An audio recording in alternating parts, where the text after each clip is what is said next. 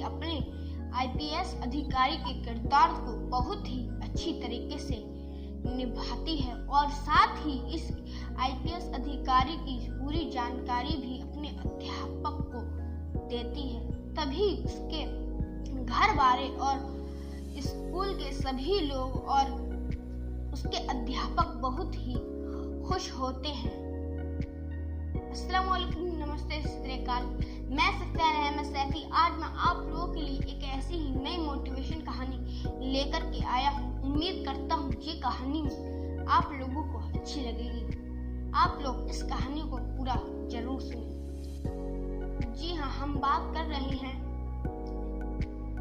मधुशाला तिवारी जी की, जो कि उत्तराखंड की रहने वाली है। उनके पिताजी की उनके एक गांव में एक छोटी सी जमीन है, उसमें उनकी माताजी खेती किसानी करती हैं। उनके पिताजी की एक छोटी सी कपड़े की दुकान है, जिससे उनके घर का खर्च चलता है। वह अपने स्कूल के एक समारोह में जाती हैं। उनको उस समारोह में आईपीएस अधिकारी का किरदार मिलता है। वह उस अपने आईपीएस अधिकारी के किरदार को बहुत ही अच्छी तरीके से निभाती हैं और वह उस आईपीएस अधिकारी की जानकारी अपने अध्यापक को भी देती हैं। उनके अध्यापक और उनके स्कूल के और उनके माता पिता भी बहुत खुश होते हैं और वह उनको इनाम देते हैं और वह अपने क्लास में भी सबसे अव्वल आया करती थी। उनका जन्म एक ऐसे परिवार में हुआ था जहां पर आईपीएस अधिकारी तो बनना तो बहुत दूर की बात, वहां पर ऊंची शिक्षा भी पाने की नहीं जो सोची जा सकती है। वह कहती है कि उनके माता पिता ने उनकी बहुत ही मदद करते थे और उनको पढ़ाई में भी बहुत ही मदद करते थे। उन्होंने ये भी बताया कि उनकी शादी के लिए उनके रिश्तेदार दबाव डालने लगे, पर उन्होंने शादी के लिए मना कर दिया। वह देखने में खूबसूरत और बहुत ही अच्छी थी। वह अपनी 11वीं की परीक्षा देने अपने शहर में के स्कूल में जाती हैं, पर वहां पर एक रघुनाथ नाम के एक लड़के को मधुशाला तिवारी जी बहुत पसंद आ जाती हैं। वह रघुनाथ जी अपने पिताजी से कहकर के उनके मधुशाला जी के घर पर अपना रिश्ता भिजवा देते हैं, लेकिन मधुशाला जी के पिताजी अब मधुशाला जी से पूछते हैं, लेकिन मधुशाला जी शादी के लिए साफ इनकार कर देती हैं। फिर उनके माता पिता और उनके रिश्तेदार के दबाव से वह जबरदस्ती शादी के लिए हाँ कर देती हैं लेकिन वह एक शर्त रखती हैं। उन्होंने की शर्त यह थी कि वह 12वीं की परीक्षा के बाद ही शादी करेंगी।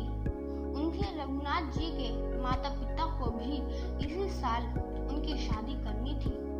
उनके ससुराल वालों ने उनकी यह शर्त गंभीरता से नहीं ली और वह अपनी 12वीं की परीक्षा बहुत ही अच्छे अंकों से पास कर लेती हैं और उनकी शादी भी बहुत ही धूमधाम से कर दी जाती है और उनके माता पिता और उनके परिवार वाले उनके अंकों से बहुत खुश होते हैं और उनकी शादी बहुत ही धूमधाम से कर देते हैं, क्योंकि उनके ससुराल वाले बड़े ही पैसे वाले थे। उनके माता पिता भी चाहते थे कि उनको पढ़ा लिखाकर और उनको सिलाई कढ़ाई सिखा कर के उनकी अच्छे से घर में शादी कर दें, लेकिन उनके माता पिता जितनी उनकी सिलाई कढ़ाई को और औले के कपड़े की कटाई को देख कर के थे, उससे कम खुश वह उनके रिजल्ट को देख कर के थे। उनकी शादी भी अब हो जाती है। अब वह शादी के 10 दिन बाद देखती हैं कि उनके पति रघुनाथ जी और औरतों से संबंध बनाने भी लगे थे।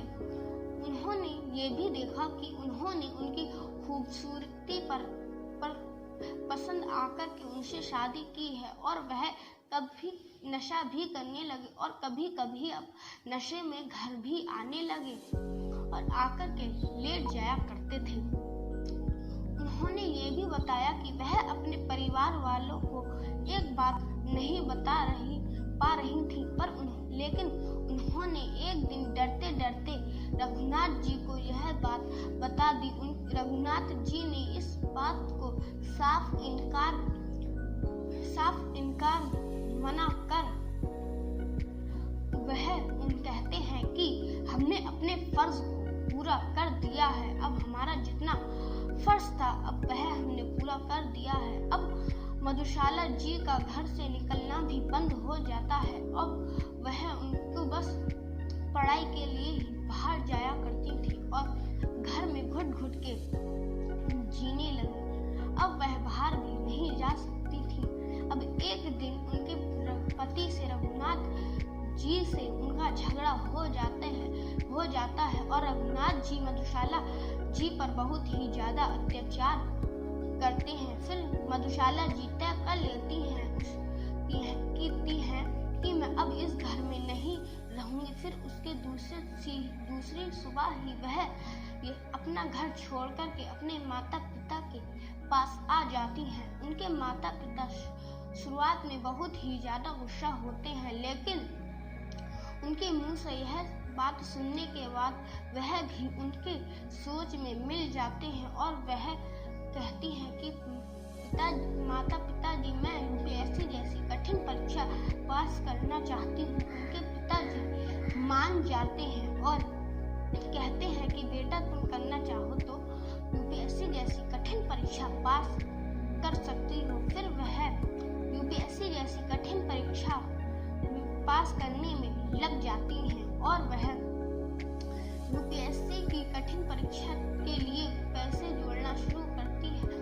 उन्होंने अब अपने गांव में ही एक कोचिंग सेंटर खोल लिया जिसमें वह छोटी लड़कियों को सिलाई कढ़ाई सिखाती थी। अब एक साल के बाद उनके पास कुछ पैसे जमा हो जाते हैं और उनके माता पिता की भी जमा पूंजी होती है। वह भी मधुशाला जी को अपनी जमा पूंजी दे देते हैं। फिर वह अपनी यूपीएससी की तैयारी के लिए दिल्ली निकल जाती हैं और वह अब यूपीएससी की तैयारी में लग जाती हैं।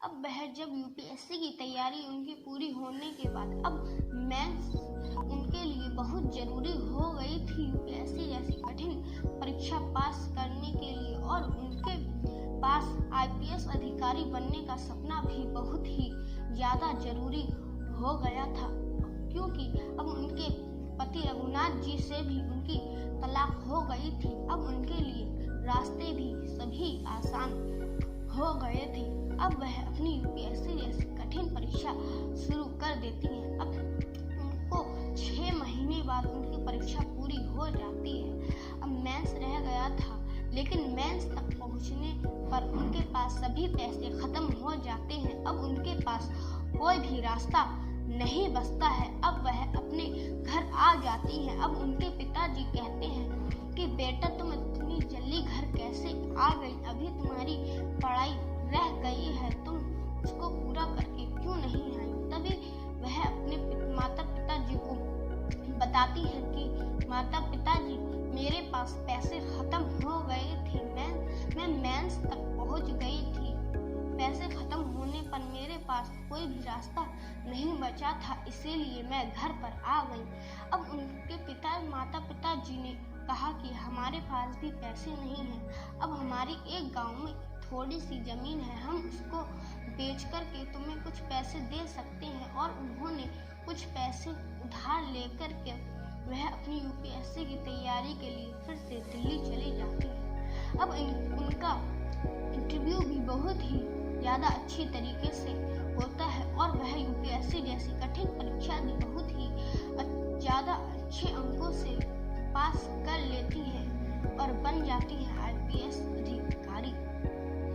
उन्होंने बताया कि उन्होंने बहुत ही संघर्ष किए और उनके पति से तलाक होने के बाद उनके लिए रास्ते साफ हो गए थे। इसीलिए उनको यूपीएससी जैसी कठिन परीक्षा पास करने के लिए रास्ते आसान हो गए, इसीलिए वह यूपीएससी जैसी कठिन परीक्षा पास कर पाई। लेकिन उनका जन्म एक ऐसे परिवार में हुआ था जहां पर यूपीएससी जैसी कठिन परीक्षा तो पास करना बहुत दूर की बात है, वहां पर ऊंची शिक्षा भी नहीं पाई जा सकती थी। लेकिन वह कुछ बहुत संघर्ष करके बन जाती है आईपीएस अधिकारी। दोस्तों, अगर आप लोगों को यह हमारी वीडियो अच्छी लगी हो तो हमारी वीडियो को लाइक करें। अगर हमें कोई सुझाव देना है तो कमेंट करें। ऐसी ही नई मोटिवेशन कहानी देखने के लिए हमारे चैनल को सब्सक्राइब करें।